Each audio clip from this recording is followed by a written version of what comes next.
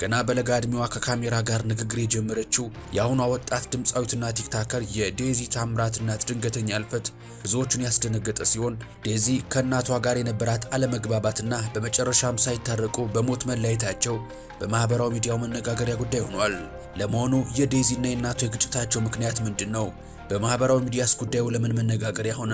የቲክታከሯ አዲሱ ጮኛዋና የሟች እናቷ አለመግባባት አሳዛኙን መጨረሻና ዝርዝሩን በዚህ ቪዲዮ አጠናቅረንላችኋል፣ ታደምጡታላችሁ። እናንተ ብቻ ብዙዎችን አስደንግጧል። መታ እያደረጋችሁ አብራችሁን ጥቂት ዝለቁም።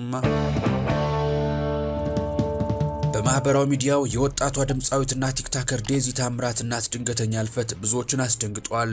ዴዚ ባሏት የሙዚቃ ስራዎቿና ወደ ሶሻል ሚዲያው ዓለም ስትቀላቀል በነበራት አስቂኝ አማርኛ ቅላጼ የብዙዎችን ትኩረት መማረክ የቻለች ተወዳጅ ወጣት ናት። ሆኖም ከእናቷ ጋር የነበራት አለመግባባትና በመጨረሻም እናትና ልጅ ሆድና ጀርባ እንደሆኑ የእናቷ ህልፈት መሰማቱ ልብ ሰባሪና አሳዛኝ ከመሆኑም በላይ ሰሞነኛ መነጋገሪያ ጉዳይ ሆኗል። ዴዚና እናቷ ለወትሮ እጅ ከመቀራረባቸውና ከመዋደዳቸው የተነሳ እናት ለሴት ልጇ ከምንም በላይ እንደምትሳሳ ለትዳር እንኳን ልጇን አሳልፋ ለመስጠት በስስትና በከፍተኛ ስጋት እንደሆነና እናቶች ሴት ሆነው ሴትነትን የህይወት ውጣ ውረድን ስለሚያውቁ የዘወትር ዱዓና ጸሎታቸው ሴት ልጅን አደራ የሚል እንደሆነ የሚታወቅ ነው። የዴዚም እናት ልክ እንዲሁ ለልጇ ወደፊት ህይወት የምትጨነቅላት እናት ነበረች። ታዲያ ዴዚ በድንገት በቲክቶክ መንደር አሞሮ አሌክስ ከተባለ ወጣት ጋር የፍቅር ግንኙነት ጀምራለች። እናትየው ግን ልጅ የገና አንድ ፍሬ ናት፣ ዛሬ ላይ ወንድ አያስፈልጋትም፣ ትምህርቷን ትማርና ራሷን ታብቃ በሚሉ ምክንያቶች ፍቅር በመጀመሩ አልተደሰተችም።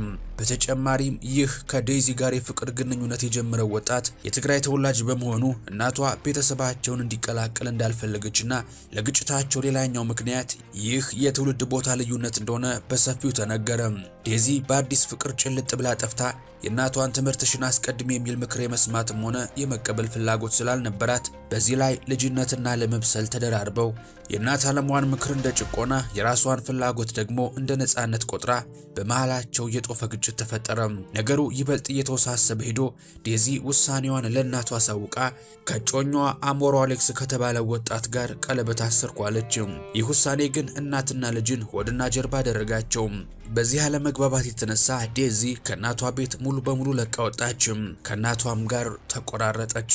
ሟች እናቷ ምንም ብትቀየምም ምንም ብታዝንም አንጀቷ የልጇን ናፍቆት መሸከም ግን አልቻለም። ዴዚ ከቤት ወጥታ የራሷን ህይወት ስታደራጅ፣ እናትየዋ ግን በየቀኑ በናፍቆት ትቃጠል ነበር። ማህበራዊ ሚዲያ ላይ በተደጋጋሚ ልጄ ናፈቀችኝ እያለች የናፍቆት መልእክቷን ታጋራ ነበር። በዚህ መሃል ዴዚ እርጉዝ መሆኗን አወቀች። በዚህ መሃልም ትዳራቸው ፈረሰ፣ አስረግዞ ተዋት የሚል የሐሰት ወሬዎች በዙም። ዴዚ ግን በአሜሪካ ከባሏ ጋር በአንድ ሆቴል ውስጥ እየኖረችና የራሷን ህይወት እየመራች ነበር። በኋላ ላይ ደግሞ ዴዚ ቲክቶክ ላይ ባጋራችው ቪዲዮ ልጃቸው ሴት መሆኗን በይፋ አብስራ ነበር። ዴዚ አርግዛ ለመውለድ ወደ አሜሪካ ስትመለስ እናቷ ቤት ሳይሆን ሆቴል ማረፏ በመካከላቸው የነበረው ቂም ምን ያህል የጠነከረና ነገሩ ይበልጥ የተወሳሰበ እንደነበር የሚያሳይ ነው። ህይወት ግን የሰውን ልጅ ለቀጠረው ቀጠሮ አትጠብቀውም። ይቅርታን ለነገ ያላወቅኩት ነገር ደግሞ ከመሬት ተነስቼ እኔ ማውራት የለብኝም ግዴ እንደዚህ ማይም ለሰው እንኳን መርዶ እንኳን እኮ ስንነግር እኮ አግባብተን አሳስቀን ምናምን ነው። ገባችሁ? ድንጋጤ ስለሚፈጠር ያው ምችልላውን አሜሪካ ሄዳለች፣ ብቻዋን ያለችው ከሱ ጋር እንኳን አይደለም። መርዶስ ቢነገር ቤተሰብ አላት አይደል? ዘመድ ምናምን አላት አይደል? የሚነግራት ምን ቲክታክ ምን አባቱ ቲክታክ ያለ እኮ ግሪሳ እኮ ነው። ለምንም ለዚህ ለወሬና ለቀልድ እንጂ ለሌላ ለምን ያገለግላል? ለእናት በጣም የሚደብረው አታዛችን ታውቂያለሽ ወይ? በጣም ደግሞ ትላንትና ከእነንትና ጋር እያየዋት ነበር ላይ ከነ መቼ ነው አቡፋኖ ጋር ምናምን አይቻታለሁኝ እየጠየቀች ትላንትና ነበረች ከነ ሳሪ ዳጣ ጋርና ሳሪ ዳጣ ቢፍሩቶች ደክሞኛል አሞኛል ስትላት ቢፍሩት ምናምን እያለቻት ነበረ። ግን በቃ እርጉዝ ናት አይደል? አሁን የስንት ወር እርጉዝ ነች? የ5 ወር ነው 6 ወር ወይስ ከባድ ነው። አትፖስቱ እስኪ አትፖስቱ። እንደው ሰው ሲሞት መፖሰት ሰው ተናገረች እንደዚህ ሆንኩኝ ብላ አይደለ አላ በነገራችን ላይ ሰሚ ሀበሻ መርዝ ነው። ጆሮ ከየትም ለቅሞ ያመጣል። ቲክታክ ላይ ያለ ማህበረሰብ መረጃ እንዳትንቂ። ያ ጆካዬ ግን አሁን ለምሳሌ እኔ ላይ እንዲደረግ ማልፈልገውን ነገር ለምን ሰው ላይ ያደርጋለሁ? ገባ? አሁን ደስ አይላቸውም እነዚህ በቃ እኔ 3-4 ቦታ አየሁ። እንግዲህ ደህና ሆኜ የሚል አሁን ይሄ እንግዲህ ደህና አስመሳይ ቁጭ ብለሽ ጓደኛሽ ጋር እየገለፈች ጻፍ አድርጋችሁ ትፖስታላችሁ። ሀዘን ለቤተሰብ ትተርፋላችሁ። ባለጌ ናችሁ። እንግዲህ ደህና ሆኜ እኔኩ በእውነት ሂዝ ራይት ባይዘዊ ልክ እንዳዘነ ሰው ልክ ሀበሩ ይቅለል ምናምን ተብሎ ኤዲት ይደረጋል።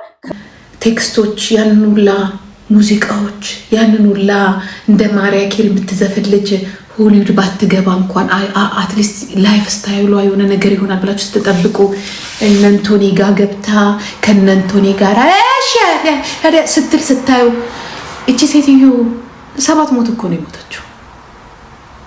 7 ሞት።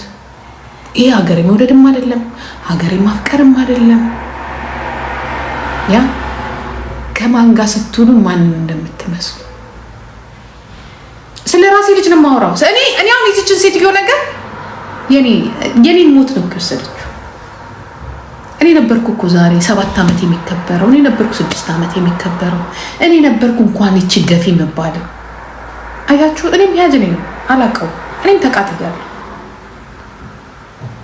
አይስወር እኔ ተቃጥያለሁ። ምፈራው ነው እሱ ግን ቢሆንም የሆነ ስቴፕ ግን ሄጃለሁ። የሆነ ስቴፕ እንደ ቀላል አትዩት። እንደ ቀላል ነው ግን እንዲህ አንጠልጥሎ ይወሰዳት። ገንዘቧንም ህይወቷንም ወስዶ አስረግዞ እናትየዋን ገደላት። ይሄ ልጅ ነው የገደላት፣ ማንም አልገደላት። ምንም መደባበቅ አያስፈልግም። ይሄ ልጅ የገደላት የአሞራው የሚባል ጅብ ሆዳ ነው። ህሊናውን ትቶ ለሆዱ ይኖራል።